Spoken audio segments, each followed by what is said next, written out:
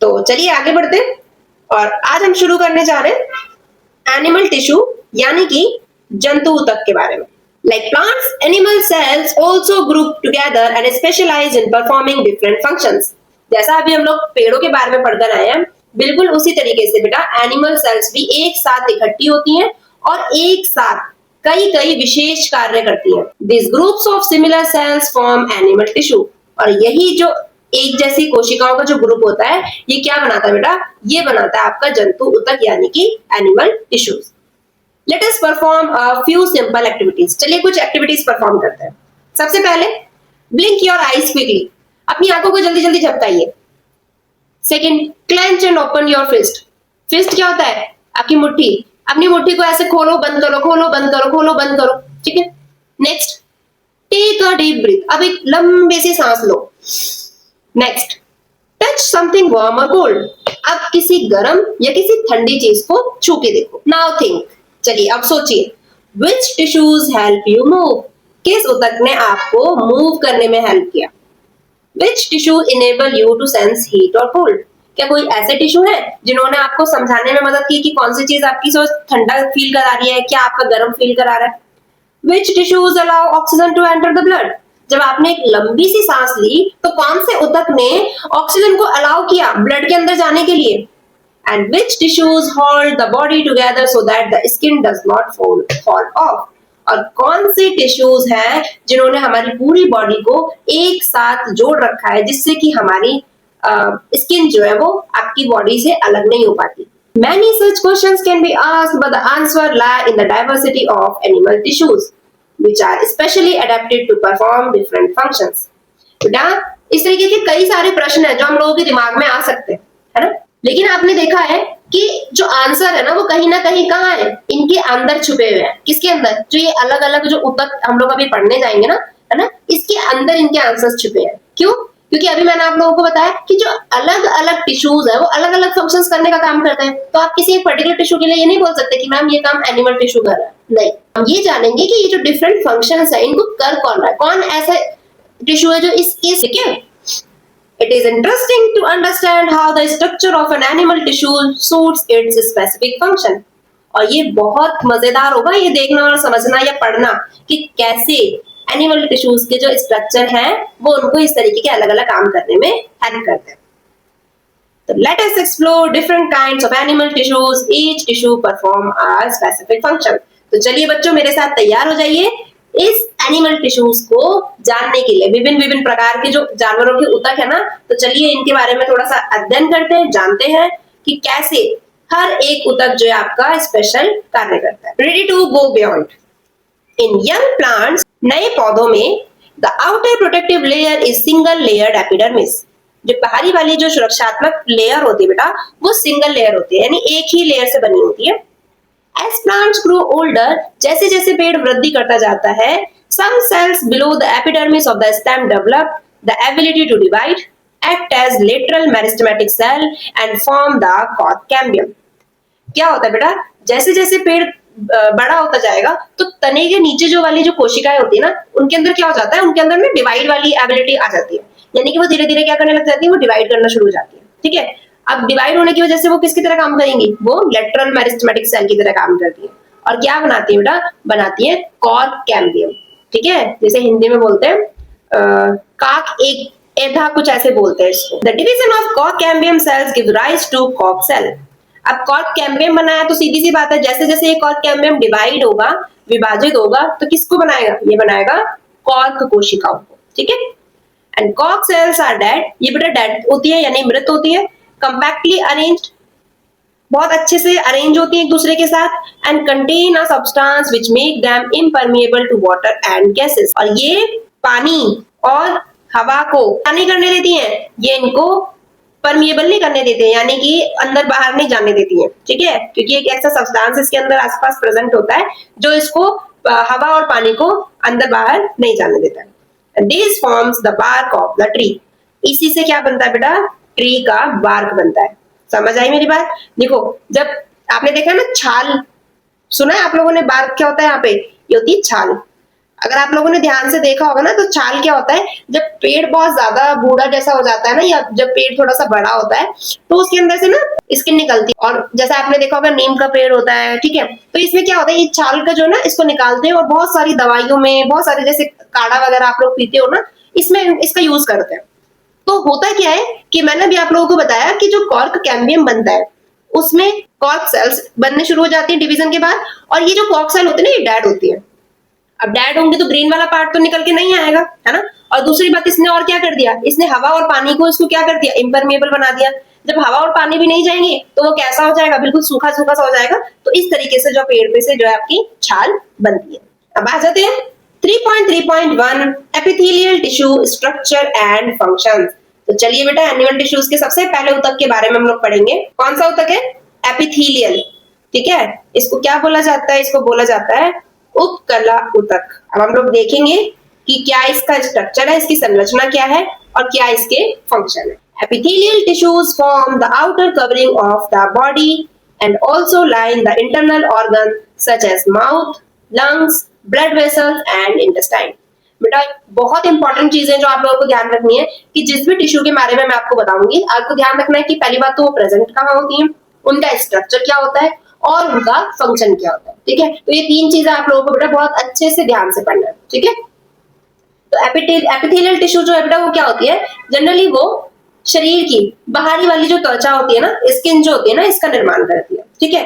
साथ ही साथ हमारे कुछ जो अंदर वाले ऑर्गन्स है, जैसे आपका मुंह हो गया, आपके फेफड़े हो गए, आपकी जो ब्लड की वेसल्स होती है, इंटेस्टाइन होती है ना, इनका भी क्या करती है, इनका भी आपका लाइनिंग जो होती है ना, वो बनाने का काम करती है। It is composed of closely packed cell with very little space between them. और ये बेटा बिल्कुल अच्छे से एकदम टाइटली पैक्ड होते हैं, इनके बीच में जो है बहुत ना के बराबर सा ऐसा जो है आपका स्पेस होता है। This structure prevent the entry of the germ, reduces, साथ ही साथ क्या करता है, रिड्यूसेस वाटर लॉस, पानी की लॉस को रोकता है, जल हानि को रोक देता है, and also helps in absorption, secretion and movement of substances. और बेटा ये हेल्प करता है एब्जॉर्प्शन में यानी अवशोषण में, सिक्रीशन यानी जो भी हमारी बॉडी सिक्रीट करेगी, स्रावित करेगी उसमें, और साथ ही साथ जो भी सब्सटेंसेस हैं, ठीक है, उनको वो मूव कराने में हेल्प करेगा। Different types of epithelial tissues are structurally adapted to perform different function, table 3.2। अब हम लोग देखेंगे कि जो अलग अलग तरीके के टिश्यूज हैं, ठीक है, स्ट्रक्चर वाइज भी अलग है, ठीक है, उनकी जो लोकेशन है वो भी अलग है, और वो किस तरीके के अलग अलग फंक्शन परफॉर्म करते हैं। Study table 3.2 along with the corresponding diagram show in figure 3.11। यानी कि हम लोगों को टेबल भी पढ़नी है और साथ ही साथ हम लोगों को जो डायग्राम्स है उनके ऊपर भी ध्यान देना है, to understand how structure and function of epithelial tissues are related. ये समझने के लिए कि स्ट्रक्चर और फंक्शन जो है वो किस तरीके से एक दूसरे के साथ रिलेट करते हैं। Table 3.2 characteristics of functionally and structurally different epithelial tissues. तो चलिए बेटा फंक्शन, स्ट्रक्चर, और मैंने यहाँ पे साथ में आप लोगों के लिए इसकी जो फिगर है वो यहीं पर आपके लिए पेस्ट कर दी, ताकि आप लोगों को बार बार जो इसको स्क्रॉल ना करना पड़े, ठीक है। देखो सबसे पहले हम लोग पढ़ेंगे लोकेशन के बारे में। कुछ आपके जो एपिथेलियल टिश्यूज है ना बेटा, वो आपके ब्लड वेसल्स और लंग्स की लाइनिंग करने में हेल्प करते हैं। ये वाला जो फिगर आप लोग देख रहे हो ना, है ना, ये वाले टिश्यूज प्रेजेंट होते हैं आपके कहाँ पे, जैसे आपके ब्लड वेसल्स की लाइनिंग होती है ना, और आपकी जो लंग्स की लाइनिंग होगी, है ना, वहां पर प्रेजेंट होता है। कैसे दिख रहे हैं आपको, बिल्कुल सिंगल लेयर दिख रहे हैं, पतले पतले दिख रहे हैं और फ्लैट दिख रहे हैं, यानी बहुत ज्यादा ऐसी सेल्स नहीं है जो मतलब बहुत ज्यादा उभरी हुई हो या लंबी हो या चौड़ी हो, बिल्कुल फ्लैट जैसे स्ट्रक्चर आप लोगों को नजर आ रहा है। अब इनका काम क्या होता है, helps in rapid diffusion of liquid and gases. बेटा लिक्विड और गैसेस के डिफ्यूजन में हेल्प करते हैं। और आप लोगों को बहुत अच्छे से पता होगा कि डिफ्यूजन क्या होता है, मैंने आप लोगों को बताया था कि जहां पे आपके जो पार्टिकल्स होते हैं, है ना, वो क्या करते हैं, हायर कंसंट्रेशन से लोअर कंसंट्रेशन की तरफ मूवमेंट करने में जो हेल्प करते हैं। तो समझ आ गई मेरी बात, जैसे गैसेस हो गई, है ना, इनको एक्सचेंज कराने का काम करेंगे, या अदर जो मटेरियल हमारी बॉडी के अंदर जो हमें चाहिए होता है, ब्लड वेसल्स के अंदर या लंग्स के अंदर, उनको एक्सचेंज कराने का काम करते हैं कौन, आपके एपिथेलियल टिश्यूज। नेक्स्ट देखो, हमारी स्किन के पास प्रेजेंट होते हैं, माउथ और ईसोफेगस की लाइनिंग करते हैं, है ना। ये कैसे स्ट्रक्चर में होंगे, ये बेटा कई तरीके की लेयर से बने होते हैं। जो आउटर वाली लेयर होती है वो कैसी होगी, फ्लैट होगी और बिल्कुल टाइटली पैक्ड होगी। देखो अगर आप लोग ध्यान से देख सकते हो तो बिल्कुल टाइटली पैक्ड है और कई सारी लेयर्स यहाँ पर बनी हुई है आप लोगों के लिए, ठीक है। अच्छा, इनका काम क्या होगा? ये हेल्प करते हैं बेटा प्रोटेक्शन में। तो जनरली ये क्या करते हैं? ये प्रोटेक्शन का काम करते हैं। ये वाले टिश्यू जो है एक ऐसी लेयर बनाकर रखते हैं जिसकी वजह से फ्रिक्शन में हेल्प होती है, मैकेनिकल इंजरी नहीं आती, और जो माइक्रोब्स वगैरह होते हैं ना, सूक्ष्म जीवी वगैरह होते हैं, उनके एंट्री से भी ये प्रोटेक्ट करती है। समझ आई ये वाली बात? नेक्स्ट देखते हैं सलाइवरी ग्लैंड, जो जो ग्रंथि आपकी सलाइवा लार बनाती है, स्वेट ग्लैंड जो ग्रंथि आपकी पसीना बनाती है, और जो आपके पेट की लाइनिंग होती है, ये जो इस तरीके से आपका पेट होता है ना, तो इसकी जो ये लाइनिंग होगी, यहाँ पर प्रेजेंट होंगे आपके एपिथेलियल टिश्यू। स्ट्रक्चर कैसा होगा? Cell specialized for producing and releasing substance, मतलब जो कोशिकाएं हैं वो सब्सटेंस बनाने और रिलीज करने में हेल्प कर रहा है। तो ये कैसे होंगी? तो बेटा ये क्यूबॉइडल या फिर कॉलम शेप की होंगी। अगर आप लोग ध्यान से देखोगे तो आप लोगों को नजर आ रहा होगा कुछ ऐसे कॉलम जैसे। अच्छा, क्या हेल्प फंक्शन क्या करती है? सिक्रीशन करने का काम करती है। आपको पता है सलाइवरी ग्लैंड है तो सलाइवा बनाने में हेल्प करेगी, स्वेट ग्लैंड है तो स्वेट पसीना बनाने में हेल्प करेगी। स्टमक के अंदर कई तरीके के एंजाइम्स पाए जाते हैं, है ना।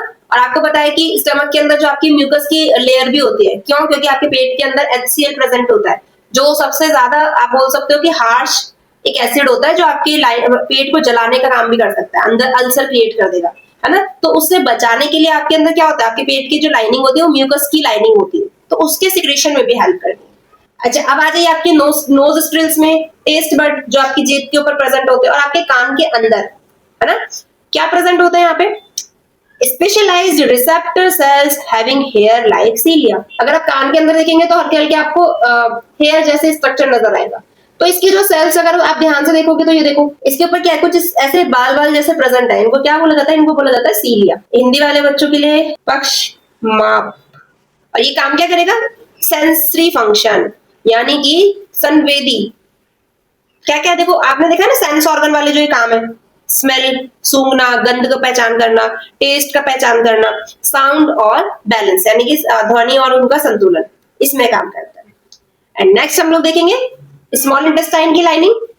तो स्मॉल इंटेस्टाइन की लाइनिंग में जो प्रेजेंट होती है वो क्या होगी? आपकी एक सिंगल लेयर टॉल पिलर जैसी सेल्स होंगी। देखो ये सबसे लंबी वाली होती है, बिल्कुल पिलर जैसी लंबी लंबी। और इनके ऊपर भी क्या प्रेजेंट होता है? इनके ऊपर भी हेयर लाइक स्ट्रक्चर प्रेजेंट होता है।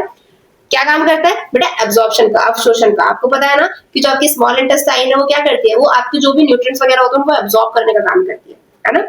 तो आपके जो भी न्यूट्रिएंट्स वगैरह हम लोगों ने अपटेक किए, ठीक है, वाटर हो गया, न्यूट्रिएंट्स हो गया, उनको क्या करते हैं? उनके पोषक तत्वों को जनरली आप लोग क्या अवशोषण करने का काम करती है। तो होप सो यहाँ तक सभी बच्चों को समझ आई होगी टेबल। आगे बढ़ते हैं 3.3.2 how are various parts connected in our body. तो बेटा अब हम लोग देखेंगे कि हमारे शरीर के जो अलग अलग भाग है वो कैसे आपस में एक दूसरे के साथ जुड़े हुए। You have read that blood connects different parts of the body by transporting nutrients, gases, hormones, etc. बेटा आप लोग पढ़कर आए हो कि कैसे जो ब्लड है वो आपके डिफरेंट डिफरेंट पार्ट्स में, बॉडी के डिफरेंट डिफरेंट पार्ट्स में ट्रांसपोर्ट करने का काम करता है। किसको? न्यूट्रिएंट्स को, गैसेस को, हार्मोन्स को, है ना। किसमें? चैप्टर 9 में, क्लास 7 में। इन द सेम वे, इसी तरीके से bones connected and support the body from head to to.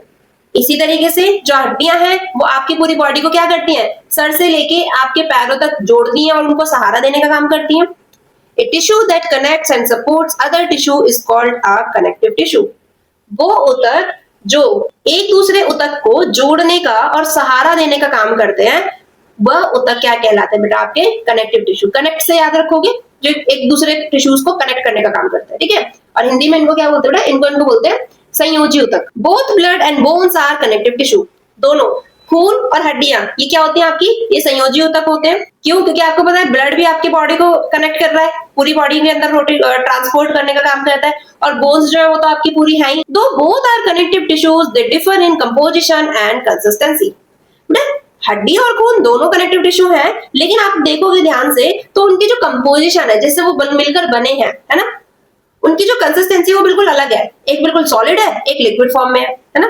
देखो ब्लड इज फ्लूइड, रक्त जो है वो आपका तरल फॉर्म में है, जबकि जो हड्डियां हैं वो आपकी बिल्कुल हार्ड होती हैं। This difference is due to the matrix which is watery, soft and jelly like in blood. बेटा ये किसकी वजह से होता है? ये होता है आपके मैट्रिक्स की वजह से, यानी अधात्री की वजह से। जो जनरली अगर मैं ब्लड के अंदर बात करूं तो कैसा होता है? पानी जैसा होगा, सॉफ्ट होगा, या आप बोल सकते हो कि जेली जैसा, है ना। लेकिन हड्डी के अंदर कैसा होता है बेटा? सॉलिड होता है, बिल्कुल कठोर होता है और बिल्कुल दृढ़ होता है, हार्ड होता है। Activity 3.2 let us understand further. आइए एक एक्टिविटी की मदद से थोड़ा और हम लोग अच्छे से समझते हैं। Recall everyday experiences given in the first column of table 3.3। बेटा टेबल 3.3 के अंदर ना आपको कुछ एक्टिविटीज दी गई हैं जो आप लोग अपनी डेली लाइफ में करते हो या ऑब्जर्व करते हो। Right your observation and questions in your notebook. आपको अपनी ऑब्जर्वेशंस और अपनी क्वेश्चंस जो इसमें है वो आपको नोटबुक में अपने लिखना है। Compare your observation with the observation given in table 3.3। और फिर आप लोगों को क्या करना है, आपको जो टेबल के अंदर ऑब्जर्वेशन दी है उसको आपको कंपेयर करना है। जनरली आपको बस अपने एक्सपीरियंस लिखना है और उसके बाद आपको ऑब्जर्वेशन और क्वेश्चन दोनों काम खुद करना है, बाद में आपको टेबल के साथ उसको कंपेयर करना है। पहले एक्सपीरियंस देखते हैं। When you get a small cut on your skin. अच्छा, अगर आपकी स्किन के ऊपर कोई कट लग जाए तो क्या होता है? आपको पता है कि ब्लड आना शुरू हो जाता है ना? और जब ब्लड आएगा तो अगर आप थोड़ी देर वेट करोगे तो वहां पे क्या हो जाता है, वो ब्लड रुक जाता है और वहां पे कुछ क्लॉट जैसा जम जाता है ना? अच्छा, क्वेश्चन आप लोगों के दिमाग में क्या बनेगा इसको लेके? पहले आप लोग खुद से ये एक्टिविटी करेंगे, उसके बाद आप लोग थोड़ा इसको पॉज करेंगे मेरी क्लास को, इसके बाद आप लोग खुद से अपना दिमाग लगाएंगे और फिर वापस से आप इसको स्टार्ट करेंगे। When you get a skin infection. अब अगर आप लोगों को कोई त्वचा से रिलेटेड कोई इन्फेक्शन हो गया तो क्या होगा? व्हेन यू एक्सरसाइज और रन। जब आप भागते हो या दौड़ते हो तब उसके बाद क्या होता है? जब आपकी स्किन के ऊपर कोई कट लग जाता है तो red blood oozes come out from the cut, a clot is formed after some time.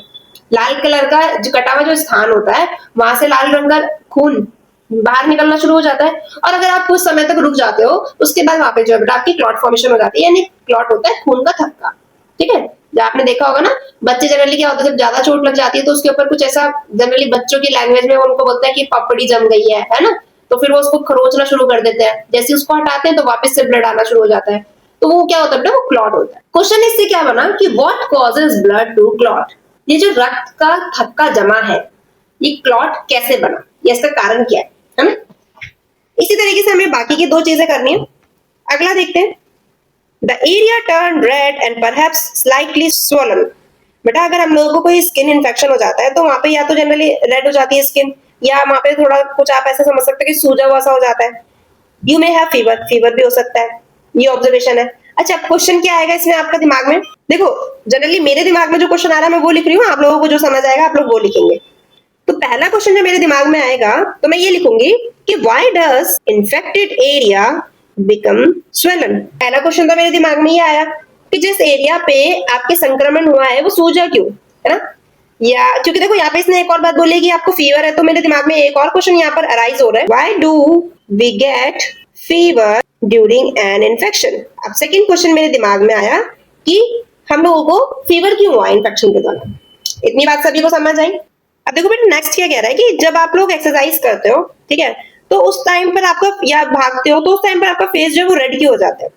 Observation क्या निकली कि you breathe faster your face may turn red, है ना? तो जब आप रनिंग करते हो या एक्सरसाइज करते हो तो हम लोग जल्दी जल्दी सांस लेने लग जाते हैं ना, गहरी गहरी सांस लेते हैं और हमारा जो फेस है वो रेड हो जाता है। तो यहाँ से क्वेश्चन क्या बनेगा? क्वेश्चन बनेगा सबसे पहला कि why do we breathe faster, why do we breathe faster during exercise. और सेकंड क्वेश्चन क्या बनेगा? Why does our face turn red during exercise. यानी कि एक्सरसाइज करते वक्त हम क्यों जल्दी जल्दी सांस लेते हैं और एक्सरसाइज करते वक्त हमारा जो फेस है वो लाल क्यों हो जाता है। सबसे पहली बात अगर मैं आप लोगों को बताऊं तो हमारी ब्लड के अंदर प्रोटीन प्रेजेंट होता है जो जनरली क्लोटिंग में हेल्प करता है। ठीक है, आप जैसे जैसे आगे बढ़ते जाओगे ना तो आप लोग इन सब चीजों के बारे में अच्छे से सीखोगे। ठीक है, तो अभी के लिए आपको सिर्फ इतना ध्यान रखना है कि आपके ब्लड के अंदर जो आपकी प्लेटलेट्स होती हैं, ठीक है, जो आपके ब्लड को क्लॉट करने में हेल्प करती है। पहला रीजन समझ आया। अच्छा, जब आपको इन्फेक्शन हो जाता है तो जनरली क्या होता है कि हमारी बॉडी के अंदर ना ब्लड सेल्स प्रेजेंट होती है, red blood sales, white blood cells. तो जो व्हाइट ब्लड सेल्स होती है ना ये जर्म्स और इन्फेक्शियस सेल होती है उनसे लड़ती हैं, जिसकी वजह से कहीं ना कहीं थोड़ा सूजन आ जाता है और इस डिफेंस के रिस्पॉन्स में जो हमारी बॉडी है वो उसको थोड़ा सा फीवर टाइप उसको महसूस होने लगता है या फीवर हो जाता है जनरली। अच्छा, थर्ड केस में क्या होता है कि जब हम लोग एक्सरसाइज करते हैं तो हमारी मसल्स को ज्यादा ऑक्सीजन की जरूरत होती है, जिसकी वजह से हम लोग ज्यादा ब्रीथ करना शुरू कर देते हैं, ठीक है, जिससे हमारी बॉडी को अच्छे से ऑक्सीजन मिले। और इसी की वजह से जब ब्लड का फ्लो बढ़ता है तो हमारा जो फेस है वो रेड दिखने लगता है। तो होप सो यहाँ तक सभी को समझ आया होगा। आगे बढ़ते हैं। The everyday experiences mentioned above are related to blood and its component। बेटा जो भी ऊपर आपको चीजें पूछी गई है या मेंशन की गई है वो सब किससे रिलेटेड है, वो ब्लड से और उसके कंपोनेंट से रिलेट करती है। The red colour of blood is due to haemoglobin and iron rich protein in the red blood cells RBC. RBC lives for about 4 months and are replaced regularly. आपके blood का जो लाल colour है इसका कारण क्या है, लाल होने का कारण क्या है बेटा, उसके अंदर क्या प्रेजेंट होता है, आपका हीमोग्लोबिन। ठीक है, तो मैंने आपको पहले ही बताया था हीमो जो वर्ड है आपका वो क्या है, आयरन, और ग्लोबिन जो है वो आपका प्रोटीन होता है। तो जनरली ये क्या है, हीमोग्लोबिन एक आयरन रिच प्रोटीन होता है जो आपकी आरबीसीज के अंदर प्रेजेंट होता है, जिसकी वजह से जो आपके आरबीसीज है उसका कलर जो आपका रेड होता है। ठीक है, अच्छा आरबीसीज मैंने पहले बताया था आप लोगों को कि उसके अंदर न्यूक्लियस नहीं होता है, ताकि ज्यादा हीमोग्लोबिन आपकी जो बॉडी के अंदर ऑक्सीजन का ट्रांसपोर्टेशन करा सके।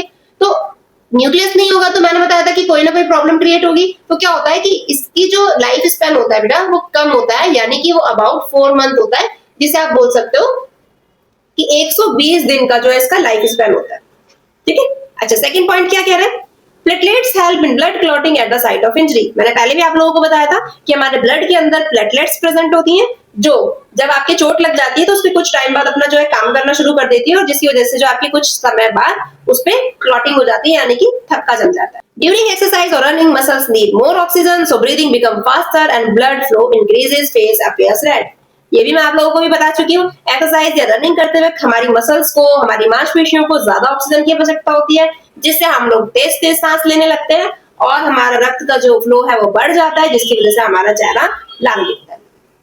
And fourth, white blood cells collect at infected area causing pus formation and inflammation, causing redness and swelling and possible pus formation at the infected area। तो जनरली क्या होता है कि जो भी हमारी बॉडी के अंदर जर्म सेल्स वगैरह जो एंटर कर जाती हैं, इन्फेक्शियस सेल जो एंटर कर जाती हैं, ठीक है, तो व्हाइट ब्लड सेल्स क्या करती हैं, उस इन्फेक्टेड एरिया पर इकट्ठी हो जाती हैं, जिसकी वजह से जो आपका पस वगैरह बनना शुरू हो जाता है या इन्फ्लेमेशन, सूजन आने शुरू हो जाती है। ठीक है, और कहीं ना कहीं जो है वो उनसे लड़कर, या जब छोटा मोटा इन्फेक्शन होता है तो आपका देखा है कि 1-2 दिन में ठीक हो जाता है, और जब ज्यादा इन्फेक्शन होता है तो फिर हम लोग जो है मेडिसिन वगैरह की हेल्प से उसको रिकवर करने का काम करते हैं। अब जरा यहाँ पर ध्यान से आ जाइए, यहाँ पे देखो टाइप्स ऑफ कनेक्टिव टिश्यूज आप लोगों को बताए गए हैं। ठीक है, सबसे पहले हम लोग देखेंगे कंपोनेंट्स ऑफ ब्लड के बारे में।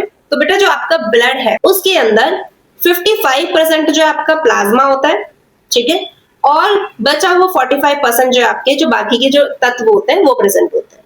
ठीक है, यानी कि 55% तो आपका प्लाज्मा होगा, और बाकी बचे एलिमेंट्स कौन कौन है आपके, आरबीसी, डब्ल्यूबीसी और प्लेटलेट्स।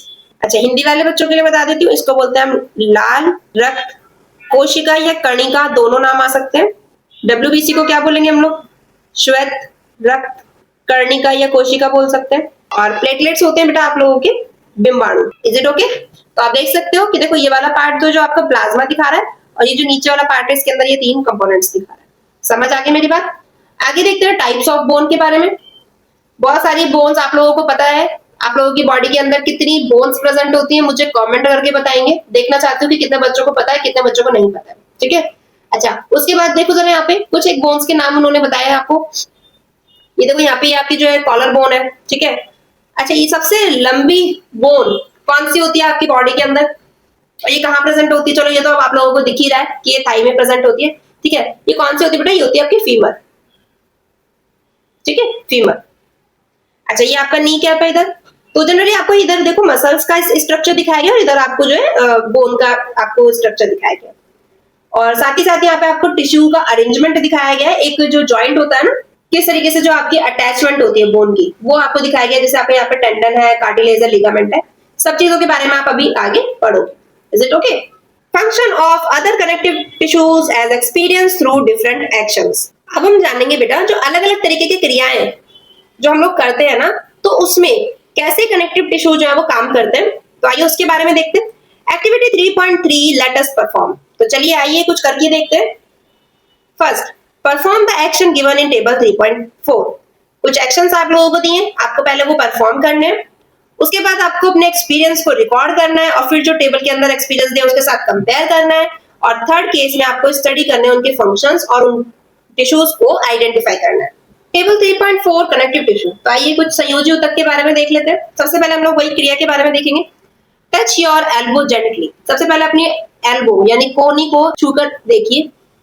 क्या एक्सपीरियंस होगा आप लोगों को? आपको लगेगा कि एक हार्ड और रिजिड स्ट्रक्चर, आपको एक कठोर और दृढ़ स्ट्रक्चर दिखाई, एक्सपीरियंस होगा, महसूस होगा। फंक्शन क्या होता है बेटा? ये जनरली क्या करता है, ये स्ट्रेंथ देता है, सपोर्ट करता है और प्रोटेक्शन देता है। देखो आपके जो हाथ है ना उसको सहारा देता है, सुरक्षा देता है और स्ट्रेंथ देता है, यानी मजबूती देता है। ठीक है, अच्छा आइडेंटिफाई कनेक्टिव टिश्यू, आपको पहचानना है कनेक्टिव टिश्यू, तो वो क्या है? आपकी हड्डी है। आप देख सकते हो 3.12 के बी वाले पार्ट में, है ना, तो यहाँ पे आप लोग महसूस भी कर सकते हो ये कैसा एकदम हार्ड जैसा, हड्डी जैसे। नेक्स्ट आओ, press and fold your ear और gently press your nose and stop. बच्चे अपने जो कान है ना उसको आराम से दबाइए और आप देख सकते हो कि उसको आप आराम से मोड़ सकते हो। इसी तरीके से आपके जो नाक के ऊपर वाला हिस्सा आप इसको पकड़ के मोड़ सकते हो, इधर उधर घुमा सकते हो, है ना। क्या अनुभव हो रहा है आपको? आपको लग रहा है कि एक सॉफ्ट, कुछ फ्लेक्सिबल सा, लचीली सी कुछ स्ट्रक्चर है जो आप जैसे छेड़ते हो तो वापस से अपनी शेप में आ जाती है।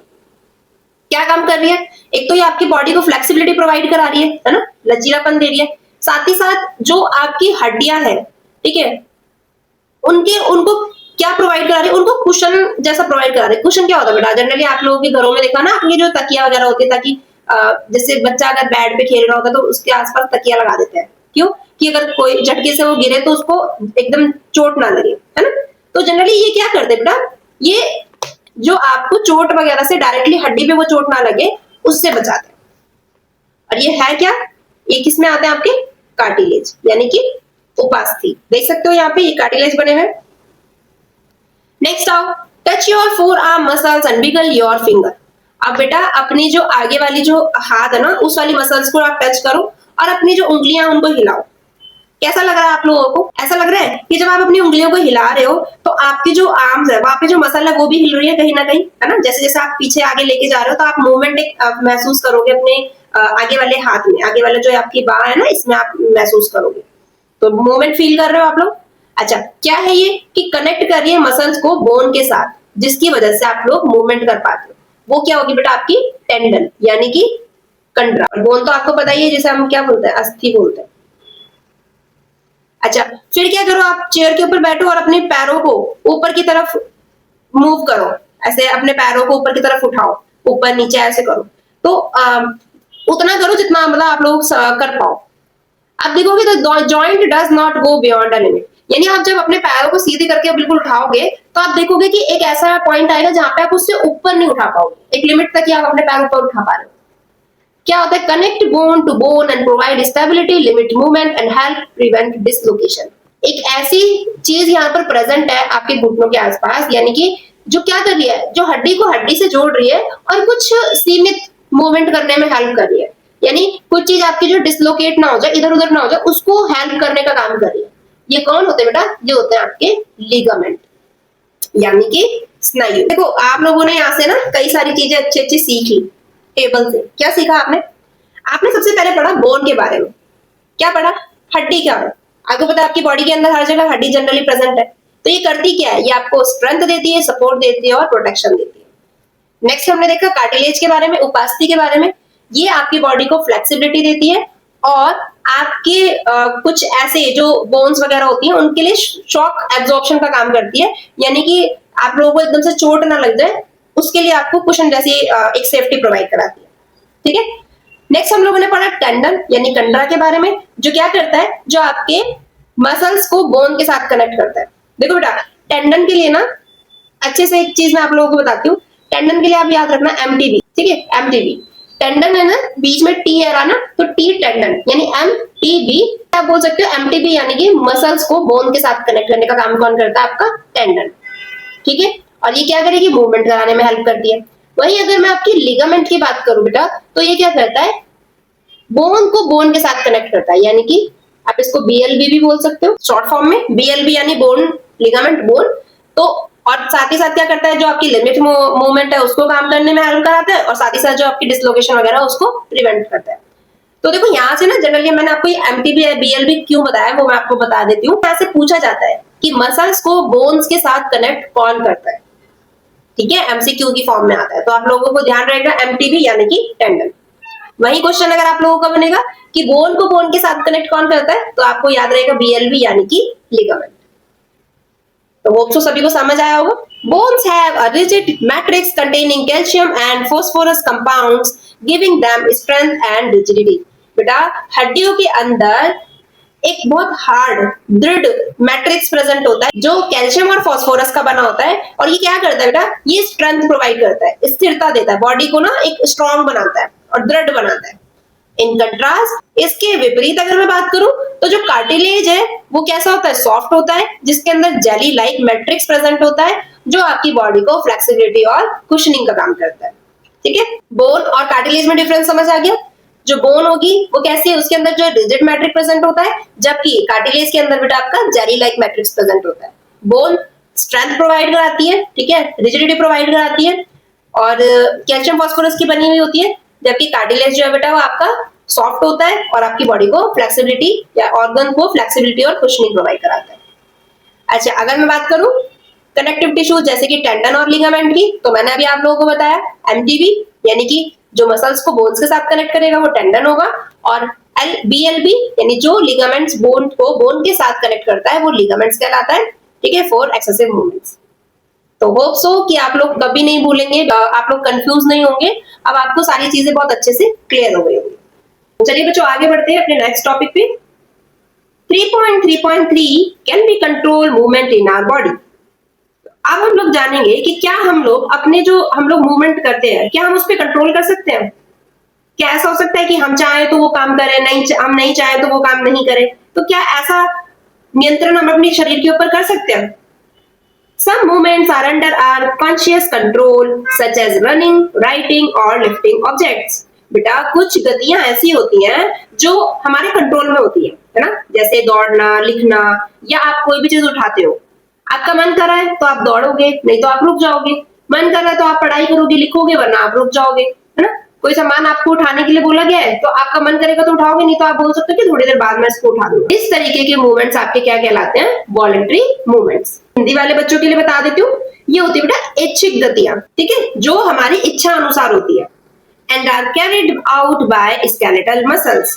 और ये किनसे जुड़ी हुई होती है, ये जुड़ी हुई होती है बेटा हमारी कंकाल पेशियों से, यानी कि स्केलेटल मसल से, which are attached to the skeleton। और आपको पता है कि वो मसल्स जो आपकी स्केलेटन के साथ अटैच रहती हैं उनको क्या बोला जाता है, उनको बोला जाता है स्केलेटल मसल, यानी कि कंकाल पेशियां। They are made up of bundles of long cylindrical cells called muscle fiber। अब जरा देखो यहाँ पे, मैं यहाँ साइड में देखो जरा, जो फिगर आपको दी गई है, क्या कह रहा है कि कैसी है ये देखो आपके बीच में बोन है ना, बोन के साथ अटैच है, और ये कैसे बनी होती है, ये बंडल्स में होती है, लंबे लंबे बंडल्स होते हैं, जो कैसे होते हैं, लंबे होते हैं और सिलेंड्रिकल शेप में होते हैं, देख सकते हो आप, जिन्हें क्या बोला जाता है, जिन्हें बोला जाता है बेटा मसल्स फाइबर। हिंदी वाले बच्चों को तो पता ही है, इनको क्या बोलेंगे, पेशी या पेशीय तंतु। Which are unbranched multinucleated and striated showing light and dark bands. बेटा अगर आप लोग ध्यान से देखोगे ना इस पिक्चर को, ये मैंने फिगर यहाँ पे लगाई क्यों, ताकि आप लोग जब देखकर कोई चीज सीखते हो ना तो आपको जल्दी समझ आती है ना। देखो आप अगर ध्यान से बस स्केलेटल मसल का अगर आपके दिमाग में फिगर भी आ जाएगा ना तो आप उसके बारे में लिख सकते हो क्या, कि मैम वो बंडल जैसी दिखती है, लॉन्ग होती है, सिलेंड्रिकल होती है, ठीक है। अब देखो क्या आपको ऐसा लग रहा है कि इसके अंदर से कोई इस तरीके से ब्रांच निकल रही है, ऐसे ब्रांच तो नहीं निकल रही है ना, तो इसीलिए आप क्या बोलोगे, आप बोलोगे कि कैसी है ये, अनब्रांच्ड, ठीक है। मल्टी न्यूक्लिएटेड, देख सकते हो आप कई सारे इसमें न्यूक्लियाई प्रेजेंट है। और स्ट्रेटेड, स्ट्रेटेड क्या होता है बच्चे, रेखित होती हैं, यानी कि इनके ऊपर ना हल्की हल्की पट्टियां होती है, लाइट और डार्क बैंड्स होते हैं। अगर आप लोग यहाँ ध्यान से देख रहे होंगे ना तो इस तरीके के बैंड्स बने होते हैं। तो इस ये जो सारी क्वालिटीज होती है किनकी होती है, ये होती है स्केलेटल मसल्स की। इज इट ओके, आगे बढ़े। There involuntary movements in the body, क्या कुछ ऐसी गतियां हमारी बॉडी के अंदर होती हैं जो अनिच्छिक होती हैं, जिनको हम रोक नहीं सकते हैं, वो अपनी मर्जी से होती हैं। यस, हाँ, many body movements occur automatically without conscious control. For example, the movement of food in the intestine and the beating of the heart. बच्चे बहुत सी ऐसी गतियां हैं जो हमारी बॉडी के अंदर हमारी मर्जी के बिना होती है ना। यानी इंटरनली जो है कुछ प्रोसेसेस हमारी बॉडी के अंदर चलते रहते हैं, उनको आप लोग कंट्रोल नहीं कर सकते। कि आपने बोला कि हार्ट जो है अभी मैं सो रहा हूँ तुम भी रुक जाओ, है ना, या खाना जो है अभी डाइजेस्ट होना बंद हो जाओ ना, तो ऐसा नहीं हो सकता। वो मूवमेंट आपके कंटिन्यूअसली चलते रहेंगे, चाहे इंटेस्टाइन के अंदर मूवमेंट होगा फूड का, या फिर आपका जो है हार्ट की बीटिंग होगी, ठीक है। और इन्हीं को कहा जाता है बेटा, इन्हीं को कहा जाता है इनवॉलंटरी मूवमेंट्स, यानी कि अनैच्छिक गतियां। Is it okay? The muscles responsible for these movements include smooth muscles. वो वाली मसल्स जो इस तरीके का इनवॉलंटरी मूवमेंट कराने में हेल्प करती है, उनके अंदर कौन सी मसल्स होती है बेटा? उनके अंदर होती है आपकी जनरली स्मूथ मसल्स, यानी कि चिकनी पेशियां। आप देख सकते हो, जरा आप इधर आ जाइए फिगर पे, ये देखो स्मूथ मसल। अब आपको पहले वाले के कंपैरिजन में आप आराम से बता दोगे कि मैम ये तो कुछ अलग सी लग रही है ना? कैसी लग रही है कि मैम इनकी शेप भी अलग है और एक ही ऐसा लग रहा है कि जैसे एक ही मसल के अंदर एक ही न्यूक्लियस है ना? और इसके अंदर मैम बैंड्स भी नहीं प्रेजेंट है, आपको दिख नहीं रहे बैंड्स। समझ आ रही मेरी बात? Which are found in organs like the stomach and intestine। बेटा स्मूथ मसल्स आपकी कहाँ पाई जाती है? स्टमक, इंटेस्टाइन, इन जगहों पर आपकी जो है बेटा, इन ऑर्गन्स में आपकी स्मूथ मसल्स पाई जाती है। इनकी शेप कैसी होती है? Spindle shape. स्पिंडल शेप कैसी होती है बेटा? ये देखो, आप देखोगे ना, एंड से बिल्कुल पतली सी है और बीच से इस तरीके से मोटी। इस शेप को स्पिंडल शेप बोला जाता है। अच्छा, इसमें क्या है? हर एक के पास इसमें क्या है बेटा? एक सिंगल न्यूक्लियस है और स्ट्रेशन की लैग्स है, यानी कि इसके अंदर बेटा धारियां नहीं होती है। They help in slow continuous movements like digestion. ये जो धीरे वाले जो मूवमेंट होते हैं ना, और जो लगातार होते रहते हैं, ये उनमें हेल्प करती है। तो होप सो स्ट्रेटेड मसल्स और स्मूथ मसल समझ आया होगा आपको। स्ट्रेटेड जनरली स्केलेटल मसल को भी बोलते हैं। नेक्स्ट आते हैं कार्डियक मसल के पास। The cardiac muscles are found only in the heart। देखो, होप सो आपको पता होगा, जिस भी बच्चों को नहीं पता मैं बता देती हूँ। कार्डियक जुग का जो मतलब है ना बेटा, जैसे कार्डियक अरेस्ट, कार्डियोलॉजी, ये वर्ड जो है ना आपका हार्ट से ही रिलेट करता है, ठीक है? तो आपको बस बहुत सिंपली ये याद रखना है कि कार्डियक जो मसल्स है वो आपके हार्ट में ही पाई जाएंगी। Their fibers are cylindrical and branched with a single nucleus and have faint striations। बेटा अगर आप लोग ध्यान से इसके फिगर के ऊपर देखोगे तो देखो, आप देख सकते हो कि इस तरीके से ब्रांच है ना? अलग अलग तरीके से ब्रांच हो रही है। और इसके अंदर क्या है? आपका सिंगल न्यूक्लियस है, एक एक न्यूक्लियस प्रेजेंट है हर एक ब्रांच में। साथ ही साथ इसमें क्या है बेटा? इसमें आपकी जो धारियां है ना वो हल्की प्रेजेंट होंगी। स्केलेटल मसल्स में ज्यादा धारियां प्रेजेंट होती हैं जो आपको दिखाई देती हैं। स्मूथ मसल्स में धारियां प्रेजेंट ही नहीं होती हैं और कार्डियक में आपकी हल्की हल्की प्रेजेंट होती है। Cardiac muscles work tirelessly and rhythmically enabling the heart to beat throughout life without fatigue। बेटा ये जो हृदय पेशियां है ना, ये बहुत ज्यादा आप ऐसे बोल सकते हो हार्ड वर्किंग होती है। क्यों? क्योंकि ये बिना थके काम करती रहती हैं और एक रिदम में काम करती हैं, एक लय में काम करती हैं, बिना किसी थकावट के, ठीक है? तो बिना किसी थकावट के पूरे लाइफ, पूरे जीवन तक ये जो आपकी कार्डियक मसल्स है ये लगातार काम करती रहती है। तो आशा करती हूँ सभी को समझ आया होगा What is the difference between skeletal muscles, smooth muscles and cardiac muscles? आपको क्या ध्यान रखना है कि ये कहाँ प्रेजेंट होती हैं, स्ट्रक्चर इनका कैसा होता है, न्यूक्लियस इनके अंदर किस तरीके का प्रेजेंट होता है, स्ट्रेटेड होती है कि नॉन स्ट्रेटेड होती है, और फंक्शन क्या क्या करती है। इज इट ओके बच्चे?